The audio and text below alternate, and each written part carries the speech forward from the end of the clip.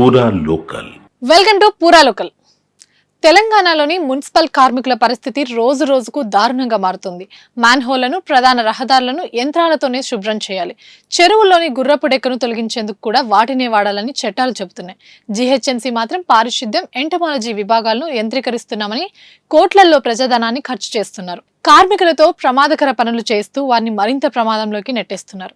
తాజాగా లంగర్ హౌస్ లోని హూడీ చెరువులో గుర్రపు డెక్క తొలగింపుకు వెళ్లిన 2 కార్మికులు మృత్యువాత పడటమే ఇందుకు నిదర్శనం. ప్రధాన రహదారులపై పడే వ్యర్థాల కోసం జీహెచ్ఎంసీ 40 యంత్రాలను ఉపయోగిస్తుంది. అయినప్పటికీ ఆయా రోడ్లపై కొంతకాలంగా కార్మికులు పనిచేస్తున్నారు. ఉన్నతాధికారులు, ప్రజా ప్రతినిధుల వద్ద మెప్పు కోసం ఇటీవల కొందరు అధికారులు మరింత బరితెగిస్తున్నారు. ప్రముఖుల కాన్వాయ్ వెళ్తున్నప్పుడు భారీగా ట్రాఫిక్ ఉండే రోడ్లపై కార్మికులతో ప్రత్యేకంగా పని చేయిస్తున్నారు.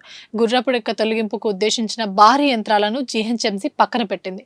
డ్రోన్లతో చెరువుల్లో దోమల మందును పిచికారీ చేసే పనులు కూడా ఆగిపోయాయి. అధికారులు కార్మికులను చెరువుల్లోకి, మూసి నదిలోకి దించుతున్నారు.